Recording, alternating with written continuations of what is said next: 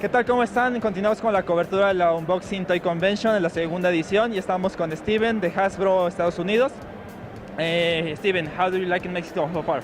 I can't believe that the turnout and the response has been awesome. We did panel earlier, 400 people showed up to hear us talk about what we do on a day-to-day basis, and the fans are extremely passionate, and that's the type of passion that we thrive off of. And it's great to come down here and see people this excited, lining up at 1 a.m. to buy the toys that we help make. It's great to be here, and I mean, it's definitely something I'm glad that we're having more of a presence at, and that I was able to come down to see you guys.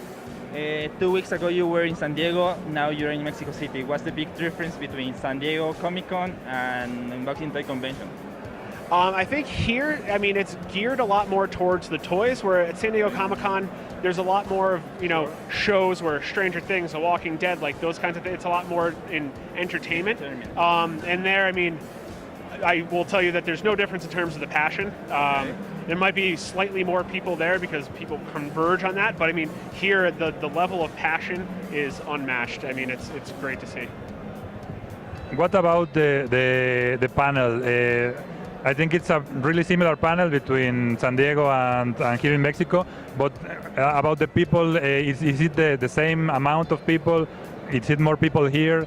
We haven't been yet in San Diego, so we don't know how many people there on the panels. The numbers are very similar for what we saw today versus what we see at San Diego Comic-Con, and I mean and that's great. Like that's what we want. That's what we kind of thrive off of, and especially for here, like.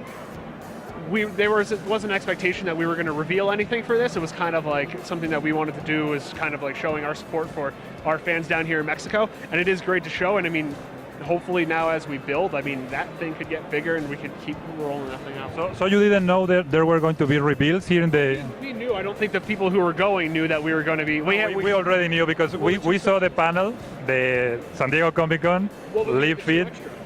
We had the two UGC special reveals. Like that's what we were kind of getting at. But we saw the last slide where you showed the Unboxing Toy Convention, so we knew that here there were going to be some reveals, at least. We didn't know how much, but we knew there was going to be reveals.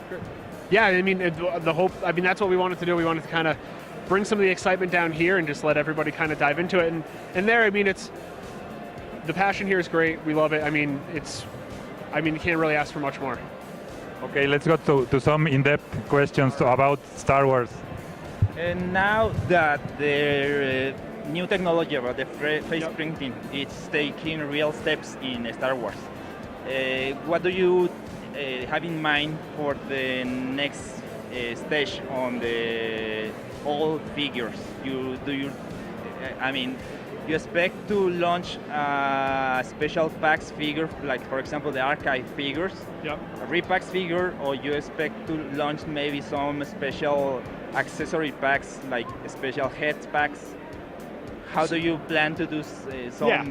So with the archive, the whole way behind that is, on eBay and on sites like that, the secondhand sites, the price for a Boba Fett's through the roof.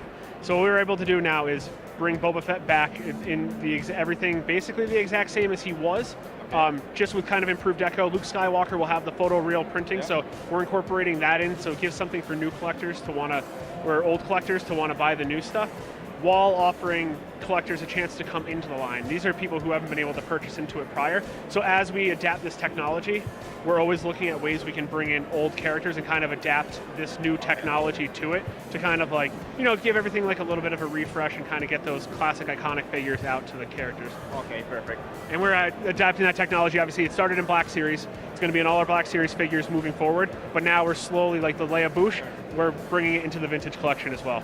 Okay, perfect.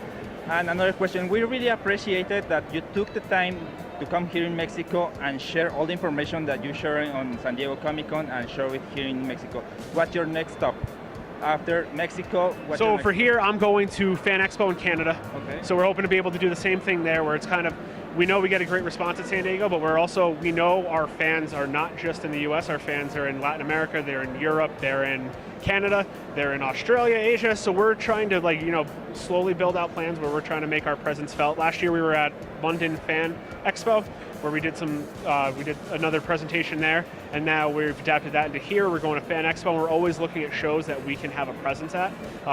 all over the world, because we want to make sure that we're getting this information out to all our fans, that you guys don't have to try to watch it through a Facebook stream that someone has going, and we can actually bring it to the fans here and really help strengthen that bond. Because being here, now I'm here, I can talk to the fans here, what are you guys looking for? How do you shop? What do you do? What do you want? And then I can take that information back and use that to help influence some of our business decisions that we make on a day-to-day basis. In that same regard, we have seen that fans in the US are really passionate, and sometimes when things come first here in Mexico or in other countries, they show I don't know, they're jealous. Yeah, they say, okay, why do they show these figures in other countries instead of US? I don't know if maybe they don't know that also other countries are a huge market. I don't know. What do you think about that? I mean, I think it's I probably hearken it more to, it's the older child when the parents have a new baby, and now they're like, well, where's all my attention? Where's all this going? But we know our fans are everywhere, and I mean, it just shows their level of passion too, that they want these figures, they want to be the first to get it, because I think it's more of a bravado, be able to a sense of pride, but we don't want to only allow them to be the ones that have a sense of pride. We want everyone in the fan community to be able to get it, and they'll get their chance to buy it, but we want to help our fans down here and our fans all over the world have a great crack at it too, to kind of not have to worry about oh, I saw this revealed and now I want one. We're trying to spread the love a little bit. Okay, and going to another topic, there's some reveals about exclusives from stores like Walgreens, Target. Sometimes that makes difficult for the fans to get the figures. But why are there so many exclusives right now? I mean, exclusives are great because it gives us a chance, obviously to have good relationships with our retail partners and our friends, but we're always looking at, in different regions, taking those same exclusives and kind of finding the right retailers in each region to kind of partner with. It kind of helps. I mean, it in our way, it kind of gives something for the hunters to go find, the people that want to go out and seek things out and kind of do that. And it allows us a chance to be able to do cool new, like the Stormtrooper helmet that we have that's now all done up for Battlefront 2, gives us a chance to kind of be able to do something like that in smaller quantities and kind of really make, drive the rarity of it and kind of get those out and really create the nice little pounds for collectors to want to go out and get it. Maybe one final question before you can go and take some rest. We were broadcasting the panel just before. And in the panel there was a lot of questions, and I know there's a love and hate relationship with one certain character, Jar Jar Binks. There was a lot of questions when Jar Jar Binks will show up in the Black Series. I can't confirm nor deny if he will be in there, but we're always looking at new characters that we can do. Trust me, there's always a lot of internal chatter about how can we incorporate Jar Jar. So, I mean, we're batting around some ideas. Maybe something will come, and you guys will be the first to know. Okay, perfect. We'll let the fans know in due time. All right, perfect. Thank you guys, appreciate it. Thanks so much. Take care. Continuamos aquí en la cobertura en la Unboxing Toy Convention. Muchas gracias por seguirnos. Ya se nos fue.